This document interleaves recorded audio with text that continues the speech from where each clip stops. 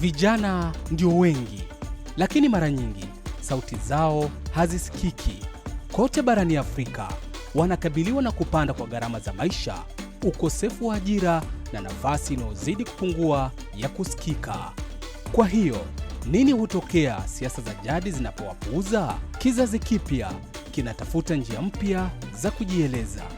Huko Tanzania, fursa za wananchi kushiriki kwenye maamuzi ya kitaifa zinapozidi kupungua, wanaharakati vijana wanahamishia mijadala mtandaoni. Nchini Kamerun, vijana wanapasa sauti wakizungumza wazi juu ya mabadiliko ya kisiasa na kijamii.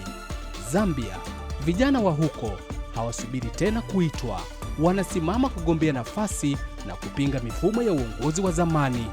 Nchini Nigeria, wanageuza siasa kuwa ujumbe, kejeli na simulizi mtandaoni.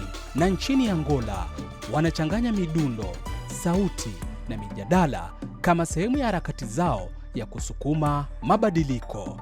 Nchi tofauti, mbinu tofauti. Je, vijana katika nchi yako wanajihusisha vipi na siasa leo? Tazama mfululizo kamili wa Sauti Yetu, Zamu Yetu, safari ya vijana wa Kiafrika wanaochukua nafasi na kupasa sauti zao.